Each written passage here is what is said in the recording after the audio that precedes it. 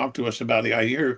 And now we have our speaker back. Hey, Hello, thanks. General It's Lutton. great to How are be you, back. sir? Despite technology, I am connected. Thanks so Okay. much. Let me just introduce you very briefly. General Lutton was previously commander of the 20th Air Force. That's in Cheyenne, Wyoming. He is in charge of Minot, Maelstrom, and F.E. Warren, the three Minuteman III bases. He was recently promoted to lieutenant general, and he is now the deputy commander here at U.S. Air Force Global Strike Command. And General, I'm going to just turn it over to you to tell us what is on your plate and what is in your inbox. And welcome on behalf of NIDS to our nuclear seminar series that we have been doing now for, well, a little over 40 years. But over to you, sir. Well, thank you, and really appreciate the invitation, Peter. And as always, thank you for your leadership. And it's great to be with the team virtually.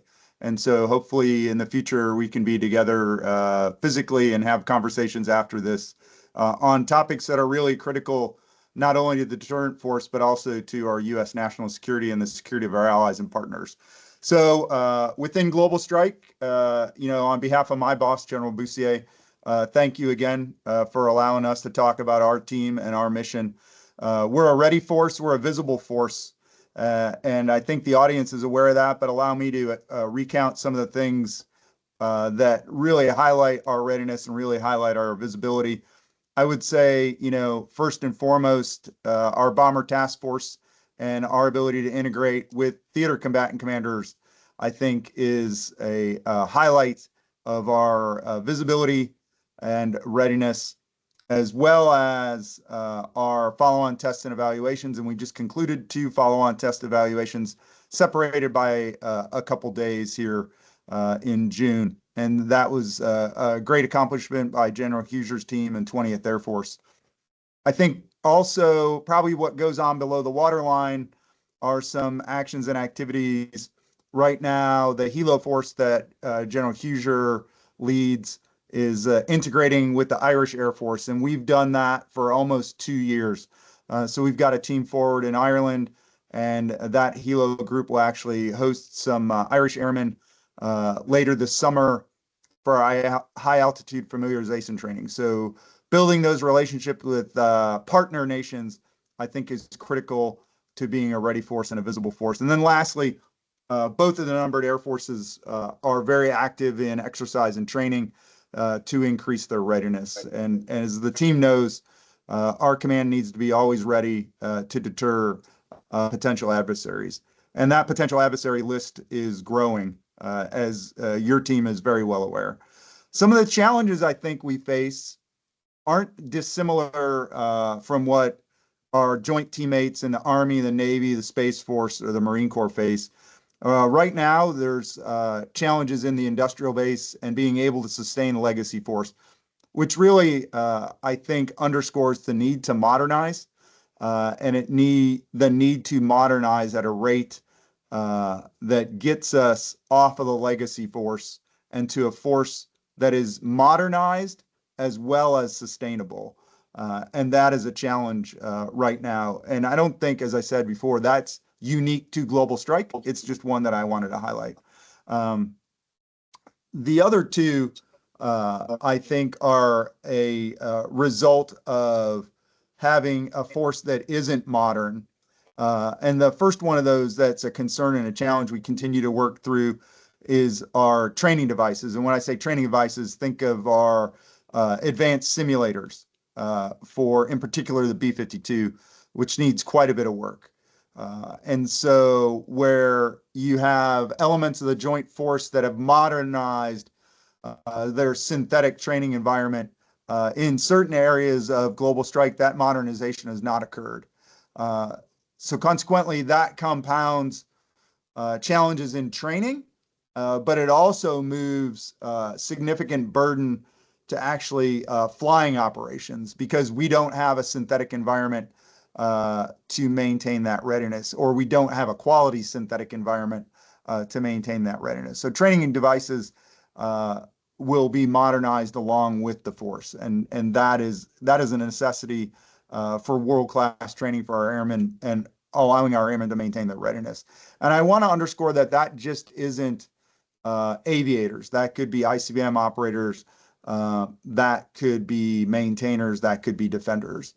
And then the last one under challenges that we face, we understand that resources are limited across the joint force. One of the resources that we're mindful of, it's our most important resource, which is our airmen, and maintaining the specific levels that are requisite to execute day-to-day deterrence plans in support of Commander Stratcom as his or her air component, and to deliver that deterrence for our nation and assure our allies and partners. So those are the areas where I think we're a ready visible force, and those are some of the challenges. Where we've seen progress, I think, is a testament to the team, right? It's really the airmen get the credit. The airmen on the flight line, the airmen in the missile complex, the airmen on our installations get the credit. They're the ones that are delivering progress. In particular, I've cited it. We've done countless bomber task forces, countless CONUS to CONUS operations with our bomber forces, all the while, your teams at your bomb wings are also training as well as conducting those missions. So it's a phenomenal effort that they do every day to sharpen their skills to ensure that they're able to deter conflict and, if necessary, strike globally. We talked about ICBM operations. One of the areas that doesn't get a lot of discussion is some of the advancements in information assurance and cyber defense. We've progressed there, I would say, very positively on the ICBM side, and that's exciting. On the Helo Defender side, there's been significant work in new force-on-force exercises that we do in Wyoming. We've labeled it Arrow. It's been Arrow for 2 years. That Arrow stands for A is for advanced, RR is recapture recovery, O is operational warfighter. So advanced recapture recovery operational warfighter. What we've done there is really increase the intensity of that, shorten the duration, and then really focused on the debrief. So the airmen get an ability to understand where their challenges were in some of those exercise evolutions. And then because we've increased the intensity, shortened the duration, we can actually give them more looks so they can go and take those lessons learned and refine them while they're still there at Camp Guernsey. So we're excited about those activities for our force within Global Strike Command. I'll hold there and see if there are any questions or comments based on my initial opening comments. Over.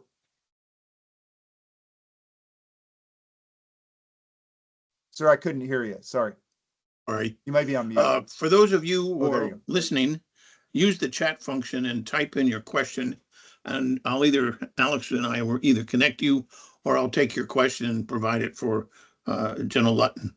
Sir, one of the things I wanted to ask you, and it has to do with Congress, and that's because I'm a 5-time Senate staffer, and they really have they've been getting better in stepping up to the plate. What happens to your command when a budget goes into a CR? Technically, because I don't think a lot of people appreciate what it means to get something on time, particularly with respect to the budget. But my hope is they get the budget done this year. I know they're trying. They've got all the appropriation bills, should pass the House by the end of July. So, sir, over to you. Yeah, thank you for that, Peter. And obviously, as everybody on this audience knows, we are, our Constitution embodies 3 distinct elements of our government. So the legislative branch obviously is going to execute their constitutional responsibilities. The challenge of a continuing resolution, or CR, is the impact to any type of modernization account, the impact to new starts, the impact to staying on timeline, and quite honestly, the unpredictability of the resourcing, right? So with a continuing resolution, you're looking for, if anything, stability in a budget being on time. Obviously, it's Congress's decision how will be resourced. But what CR does is it induces unpredictability and instability within resourcing, which is going to cascade into the operational force. And how that could cascade in the operational force is in contracts and resourcing of our industry partners that we have relationships with, contractual relationships with, that really are foundational to us maintaining our readiness. And then it obviously impacts our civilian teammates, right? So any type of continuing resolution, if there is no budget, would impact our teammates. So there is some stress to our civilian teammates with impending CRs or impending challenges to budgets. But that's how I see it from where I sit, sir. Interesting. Thank you very much, sir. I have an additional question having to do with the Strategic Posture Commission recommended a whole series of additional capabilities, saying that the program of record was absolutely necessary, but not sufficient. I think the administration and Congress both have acknowledged that, and we're now discussing how we might go forward to improve that. What are your challenges in terms of if you had to go to 450 Minuteman or Sentinel, which is one of the things the Senate proposed? They also proposed to make all B-52s nuclear capable. Without saying you are for or against it, but just what are the logistics and mechanical things, technology things that you would have to overcome or challenges to do that? If you Thanks, can, sir. if you can address that. Yeah, and I'll probably address it in a general sense, just for operational security. I think I would categorize it into two parts, right?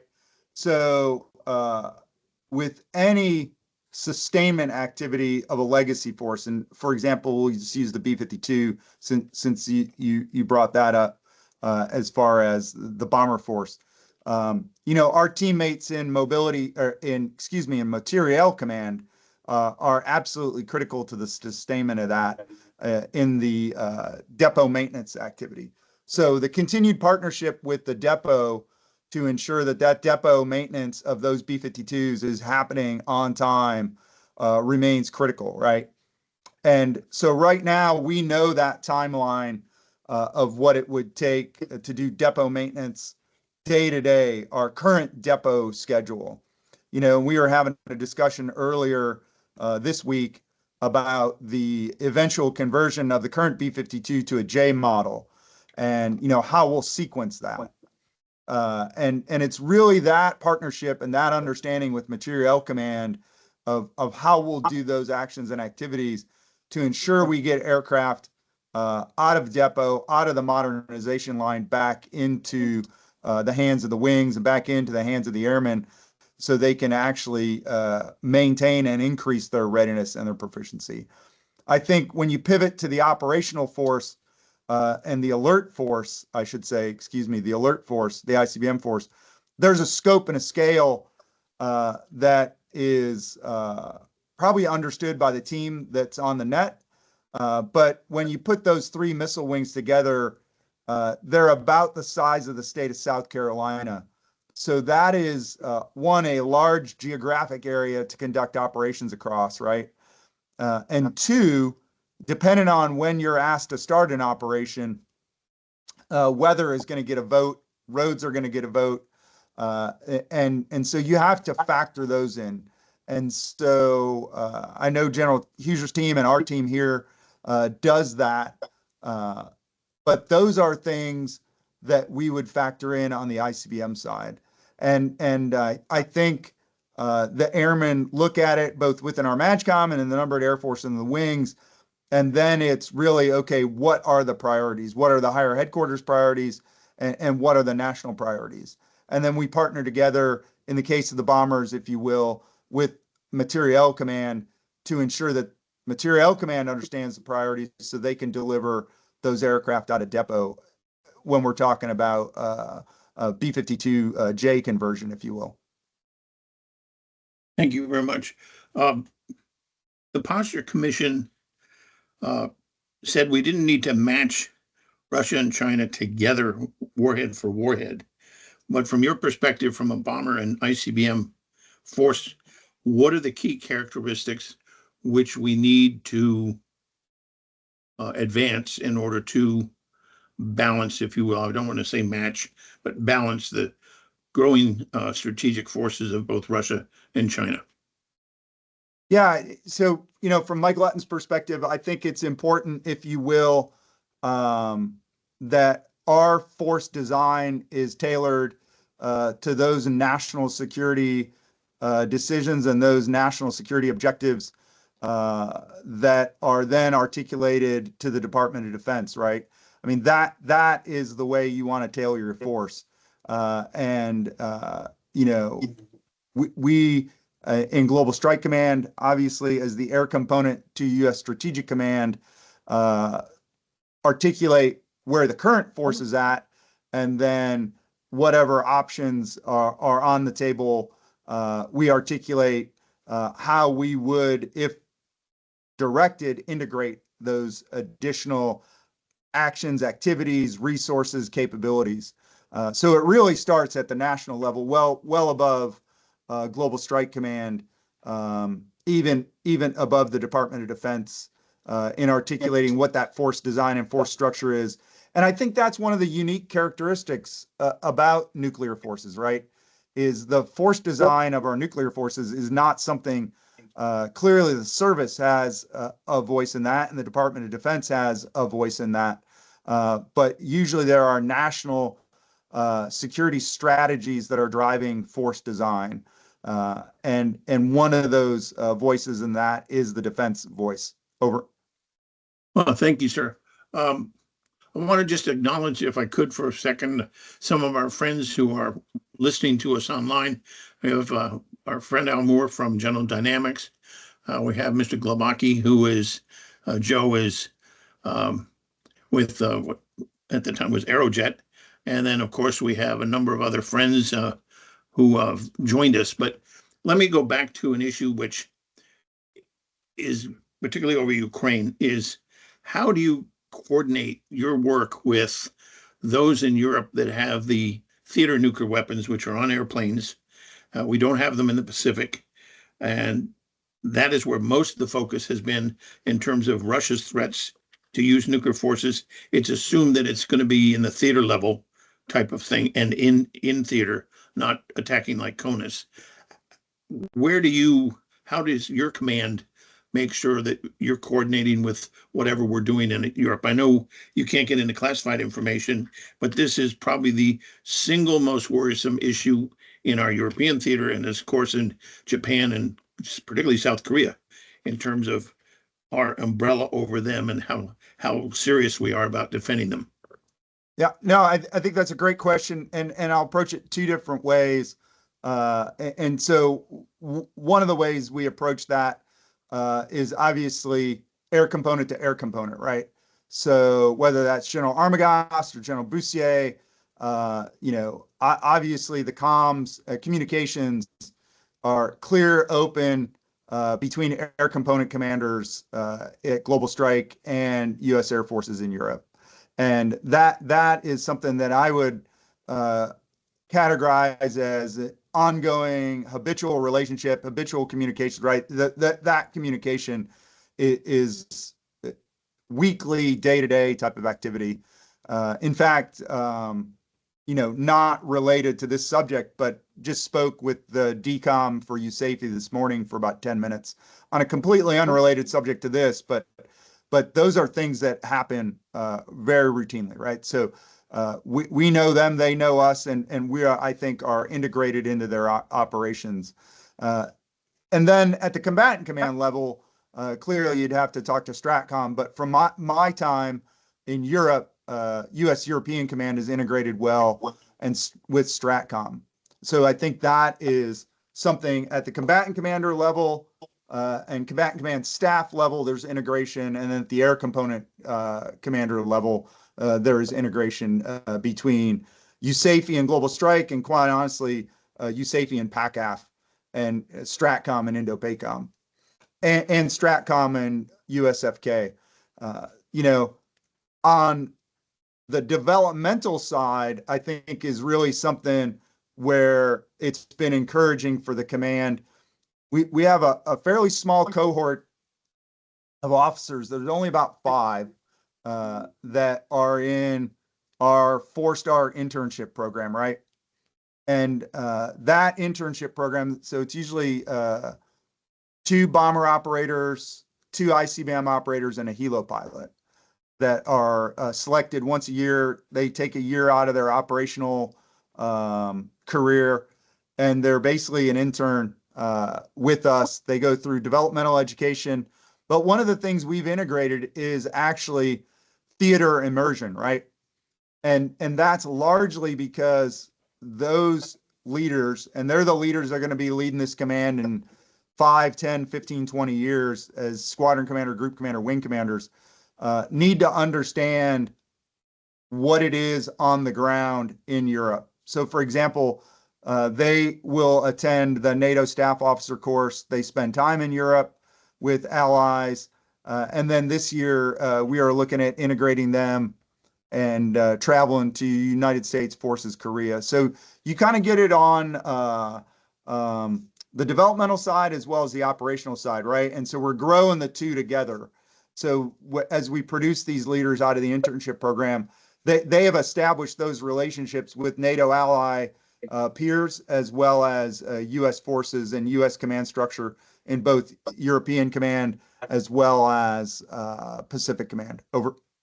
Thank you, sir. There was a testimony of, I think it was Admiral Richard, but I think General Cotton also said this. They used a phrase which I don't think people appreciate, and I thought was very telling. They were talking about that if in a conventional conflict, our war games, often we come out and said, hey, we deterred or we won that battle. But they both used the same phrase, if I remember correctly. They said, nothing holds if the bad guys start introducing nuclear weapons into the fight.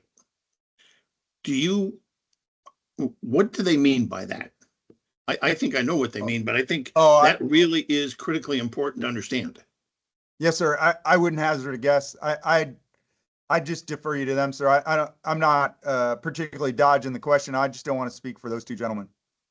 Okay. I would say this, but I'm not commenting on their comment, just to be perfectly clear. What I have heard now, what I do believe to be true is, every operational plan we have is predicated on deterrence holding, right? Okay. Now, I don't know if that's fair. what Admiral Richards or General Cotton were inferring, but I have heard that and I believe that, and that is the case, right? Yes. Our deterrent force, day in and day out, allows our joint force to maneuver in areas that if we did not have a deterrent force, a ready deterrent, credible, capable force, that joint force against potential peer adversaries would be challenged, even more so than they are today. That I know for a fact. Yeah, my apologies, sir. That is exactly what I believe Admiral Richard and they were talking about, because in the context of would conventional force modernization be sufficient? And they were saying that, look, we need a nuclear deterrent second to none as well, because we don't want a conventional conflict to break out to begin with. And if it does, we certainly don't want it to go nuclear. So that I think is a critically important issue, which I have. I'm going to turn it over to Alex and see if there are questions from the audience that he would like to pass on to you. Okay, sir. Yes, thank you for that. Yeah, we have a question from Joshua. And the question is, there's been a lot of buzz around theater or non-strategic nuclear weapons. Could you provide your thoughts on the role they may play in a deterrence posture over the next decade? Yeah, I think, broadly, when you look at any range of capability, whether it's conventional or nuclear, you want to look at what is the purpose, what is the mission, that capability, and that capability is obviously the gear, but it's also the airmen, in our case, could be sailors, what is the purpose and what is the mission that it's being tasked for, right?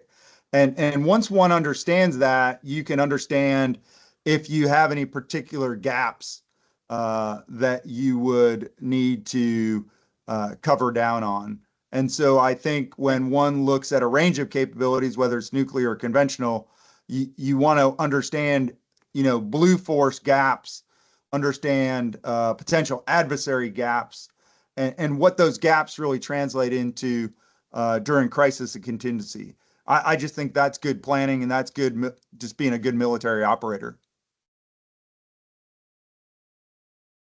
Great. Thank you, And sir. Go ahead, Alex. if there are any questions anyone has from the audience, I can also allow you to have the mic and camera if you prefer, or else just you're welcome to post your questions here in our Q&A or the chat, and we'll be very happy to forward those to our speaker. So anybody, we'd like to hear from you. Yes, General, okay. let me follow up with a question that We as former commander of 20th Air Force, you're intimately knowledgeable about the ICBM force.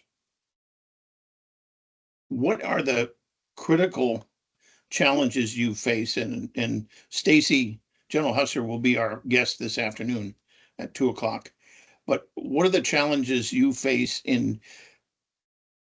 as General Connor said at our conference last week, we've never done this before. We took a force of X hundred missiles and we're going to phase them out as we phase in new missiles, going to take the same silo, refurbished, of course.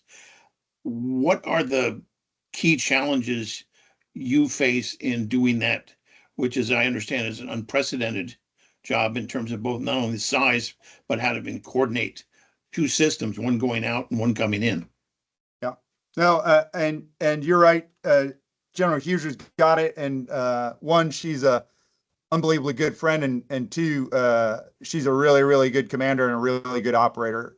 So the airmen are very fortunate to have her and Tim leading the team there at 20th.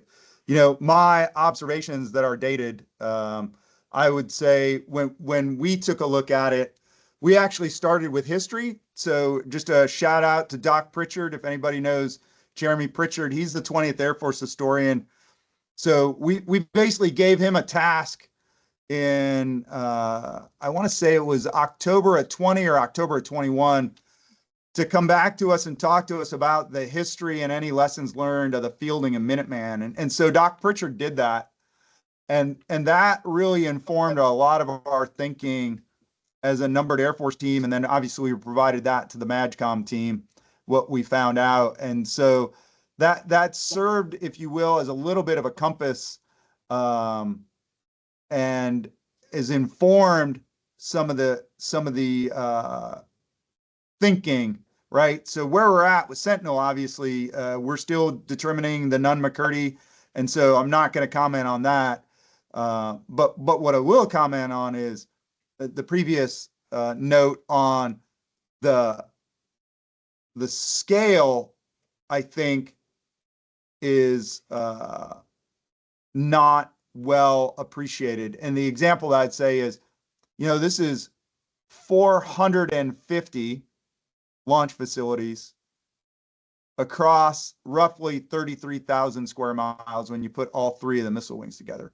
So it's the number and the scale, but then the variable, quite honestly, is, in my mind, has always been the weather. And because the climate is in some pretty harsh areas, right? And so, and again, General Huser's the expert on this now. Just things like snow removal of a site that you're modernizing, and those basic blocking and tackling things and getting those relationships understood. Sounds very tactical, but if you don't have those tactical details worked out, that'll cascade into fielding impacts, right? And so I think those are things that we thought about, and then we'll see what the determination is on the Nunn-McCurdy process, and go from there.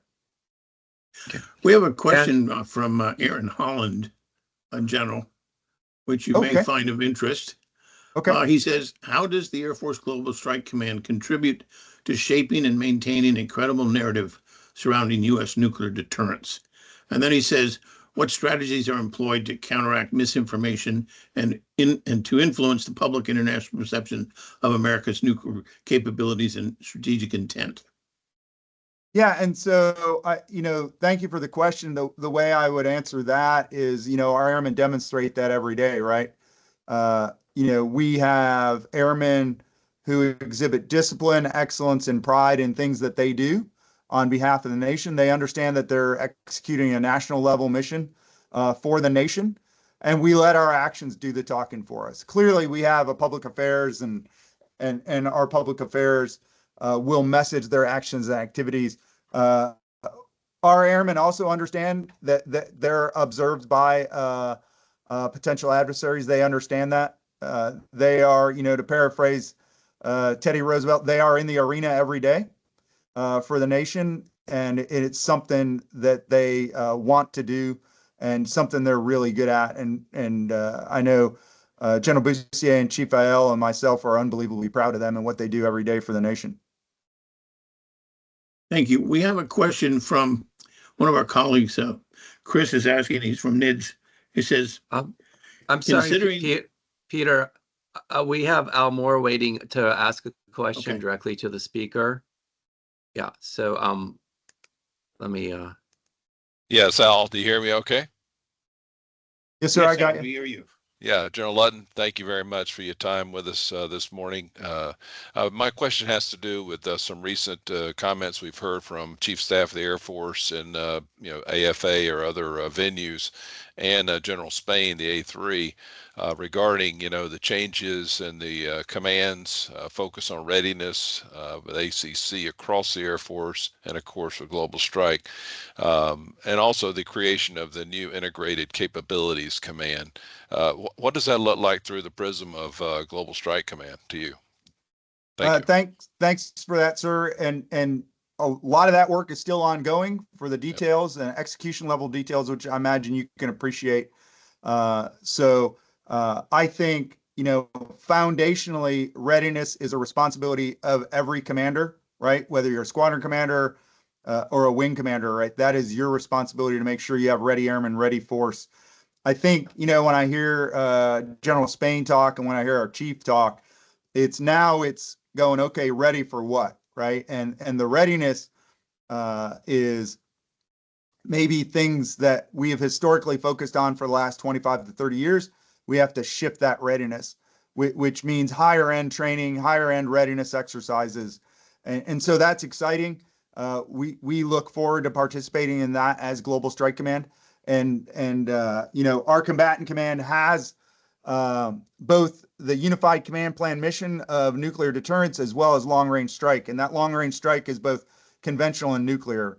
So we from where we're at in Global Strike Command are going to be relevant to any of those conversations that go on within our U.S. Air Force. And we look forward to participating in those conversations to make our U.S. Air Force more lethal. Happy, sir. Thank you. Thank you, General Lutton. Another question from a colleague here at NIDS is, how do you integrate the space domain with nuclear deterrence, including the threat of nuclear weapons in orbital space by our adversaries? Yeah, and I would say that's an easy question. No. So about half of my career was in space operations. So Yes. It's something that is very near and dear to me, and quite honestly, an area we need to work on.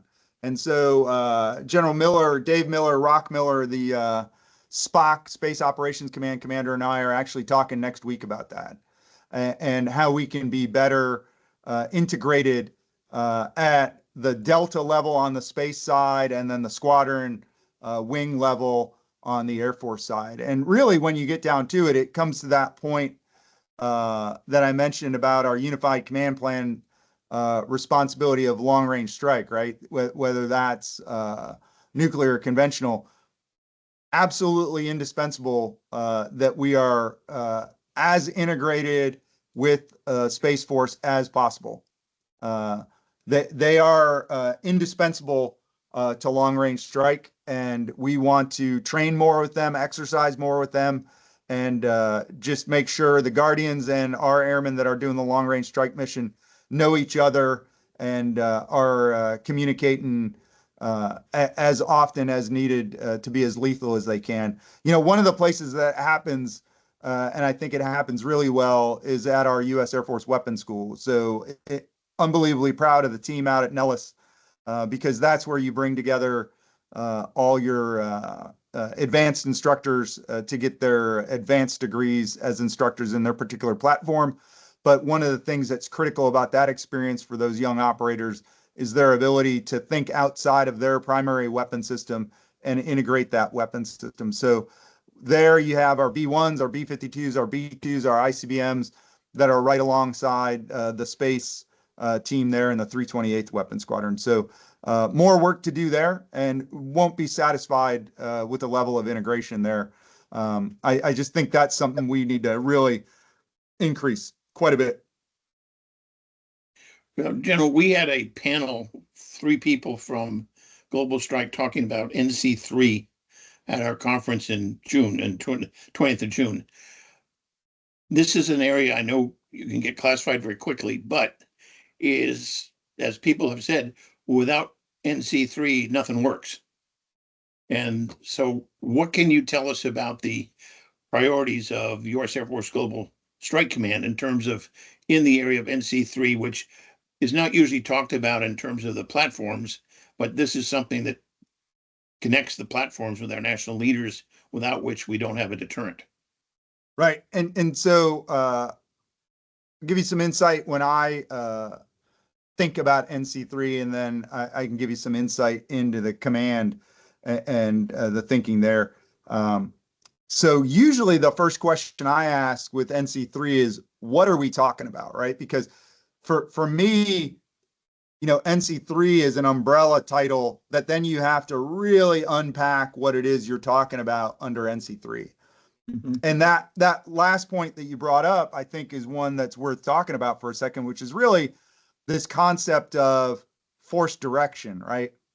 And you know, from the highest levels of our government, highest levels of our military, down to the shooters, that has to be an ironclad link to those forces to ensure that there's positive control and direction to the nuclear forces, right? So that is, in not just my mind, I think anybody that's in this business, is non-negotiable, right? That just has to be ironclad. Now, there's many other elements that, you know, situation monitoring, decision making, that are also bundled within NC3. And so kind of pivoting to the, you know, Global Strike as our lead, and our commander having very specific responsibility that is given to him by the Secretary of the Air Force for NC3 for our service, has both the day-to-day health and wellness of NC3, but then how do we modernize that, right? And how do we modernize that in a way that ensures that we're on pace with modern technology, so those senior leaders and those senior decision makers have the best ability to communicate through any range of operations with the operational force. So those are things that, when I think about NC3, are kind of 2 areas that I look at.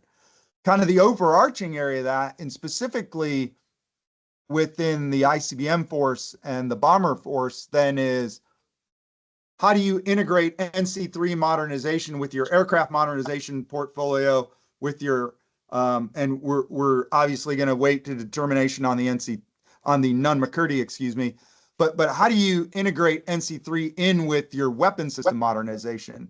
And that really requires you know, very strong ties with, you know, Scott Hardiman and the team there. He, I think, is an outstanding leader on the NC3 side, and he is well integrated. And then our responsibility to integrate with him, so we understand timelines, so we can deliver a full up round, if you will. So that's how I kind of unpack NC3. Thank you, sir. I want to welcome a guest. Madeline Creedon has joined us. Hello, ma'am. How are you? I'm going to ask her if she wants to type in a question or get a mic and ask you directly. But before I do, former colleague Chris Gordon over at the Air Force Association, the Air and Space Forces magazine, has an interesting question. He says, I'll read it to you. General Alvin has discussed building more adaptable platforms as part of the collaborative combat aircraft effort. Strategic CCAs have been floated in the past by Secretary Kendall. Is a strategic CCA still a valid idea?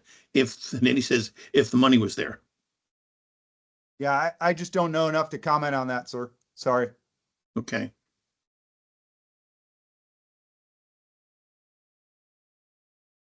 Well, before hopefully we have Madeline to give us a question, I do want to ask you this. As you look at the Russian and Chinese modernizations as well as buildup, well beyond, for the Russians, beyond the New START treaty, and for the Chinese, of course, they have no limits in terms of in treaty. How certain are you of what they're going to do with these weapons? Because I don't know if you can answer that question, but we often talk about the beans or the counting of the weapons, but I think the more interesting question is, what would they do with this stuff that they're building that they wouldn't do if it wasn't around? And that tells you about motives, which is hard to get at, and intention, but at least you can read some of the tea leaves and form an opinion. Right. And so I'll get after that question in two ways. Going back to the investment in our airmen and their development, right? So I think it's foundational that airmen that are given the mission that our airmen have understand cross-cultural communication, right? They understand the theaters that these countries are in. Because without understanding those theaters and without understanding those potential adversaries, very, very challenging later on in their career to actually develop anything that potentially may deter, right? Because they don't have any, or their theater experience is not very well developed. And, I noticed that from my time in Europe. So I was in Europe from 98 to 2001, a long time ago, and did support operations in the Balkans. And that was very eye-opening to me as a young weapons officer, is actually never being on the ground in the Balkans, but being on the ground in Europe and hearing different perspectives from NATO partners on the Balkans, right? So being on the ground matters. So I think that is one of the areas. And then, the other area I think that's important to remember, and I can't remember who provided this to me a while ago, but it's something that stuck with me that I usually talk with our younger officers about, is do not assume that other countries have nuclear weapons for the same reason the United States has, right? Each country may develop a nuclear weapons program to suit that specific country's needs, whatever those needs are. I simply remind our officers, do not assume that country has developed them for the same reasons we've developed them, i.e. To deter. That may not be the case. So there's an element that I just want to leave you with of develop in one's perspective on the ground in a theater vis-a-vis somebody you're trying to deter. And then part of that experience is then understanding, okay, why, what are the underpinnings of why country X, Y, or Z actually has acquired nuclear weapons? Because they may be and likely are completely different than the United States. Over. Thank you. We now do have a question from our colleague Madeline Creedon, who is the chairwoman. Thank you, ma'am. Of the Posture Commission. This is what she writes, sir. Could you address planning for a moment and talk about what you think is progress in coordinating regional ops plans between Global Strike and STRATCOM, or with Global Strike and STRATCOM? Yeah, thank you for that, ma'am. And I think that is one that I would also put in the category of you can't be satisfied with, right? And it requires a high level of integration with our air component, obviously General Boussier's role as our air component commander with U.S. Strategic Command, but then also our relationship with the air component in Europe and our relationship with the air component in PACAF, and then the integration at the combatant command level. I think that is absolutely a must, and things that we are working today. And so, are we satisfied with it? I would say we can always do better, but there is very strong relationship, can be better, but very strong relationship in that planning, whether it's for exercises or whether it's for bomber task force, you name it. We understand that that is a critical requirement to allow us to be integrated into those actions and activities that are forward in a theater. Over. Thank you, sir. Thank you, General, very much. We've got about 10 minutes left. I want to turn it over to our president, Jim Petrosky, and ask him if he has any questions for you or things he would like to discuss. Jim, over to you, sir. Thank you, Peter. Yeah, so I really appreciate all this discussion. In fact, we've had some really good interactions here. I'm interested in our forward-looking strategy in terms of our adversaries are increasing. So therefore, our strategies were built around sort of a two-peer, now a three near-peer adversarial view. But we're seeing a spread with Iraq and of course with North Korea, and they've always been on the on the brink. How do we change our strategy to relate to this? And I really appreciate especially your comment that others do not have weapons for the same reason we do. And so as people come on board, how do we assess that in our strategic output? Sir, and I appreciate that. I think, when you look at strategy, it's important to go back and say, okay, the underlying purpose in order to do what, this is military strategy we're talking about to deliver deterrence. So you have to understand both the capabilities and the limitations, quite honestly, right? But the point that I was going to bring up, and I'll bring it up a little earlier because it's relevant to this point on strategy. And you see a recognition that, hey, there has to be something different, right? And obviously we're not going to go into that on this net.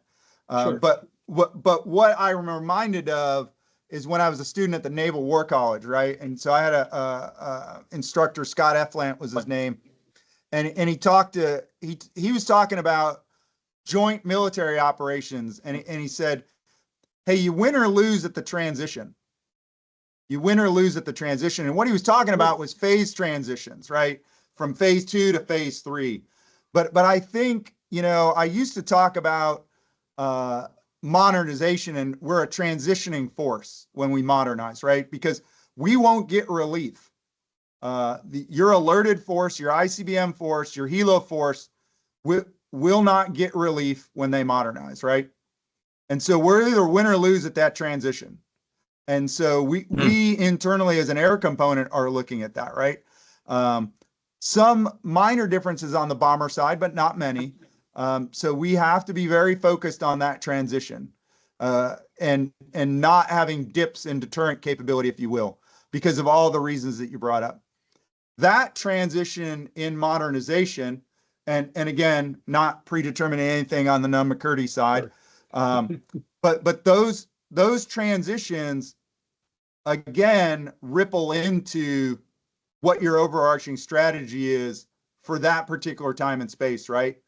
Knowing that I am going to have to adjust strategy because of world events, but potentially have to adjust strategy because my force is modernizing.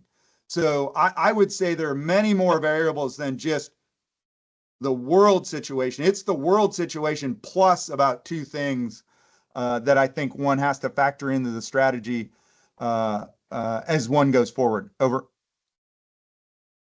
Well, thank you for that answer. No, that's been an interest that keeps coming up in just about everything we're doing, because it's such a quick changing world. And you're right, we're in this transition. I'm going to just check with Alex to make sure I didn't see any other questions that were out there. I want to give you the last word. I don't want to run us too late. I didn't know if you had a last word that you want to put out for the last 5 minutes of this broadcast, but I could do that, or I can open it up to a question if Alex has one. It's up to you, General. Your call. Alex, any more questions? No, that's all that we have so far from the audience, and thank you to the audience and to you for an incredible Q&A. So as our president says, you have the last words. No, I appreciate it, and just thanks again for allowing us to visit together and really being able to tell the story of the airmen and the team here at Global Strike Command, and sincerely appreciate what you're doing. And obviously, thank you for your time. And General, on behalf of NIDS, I want to thank you personally for all the help and support that you've given me over the years. And, as we started this endeavor, almost 15, 16 years ago, kind of put it all on the table. And 2042, the last boat goes in the water, unless we decide to build a few more. And then I'll be 95 years old when that happens, and I might be able to retire, but I want to thank you for your service. And we had some extraordinary friends from Global Strike at our conference last week, and I want to thank you for that. And for those of you tuning in, General Huessy is going to be speaking at 2:00 this afternoon, and I urge you to come and join us as well. And General Lutton, to you and your staff, and particularly General Boussier, has been a dear friend and supporter of us. I want to thank you for, I know you're busy, and this has been wonderful for you to take a full hour and talk to us. Yes, sir. No, appreciate your time and appreciate it. Thanks so much. You all stay well and have a great weekend. Yes, sir. Take care.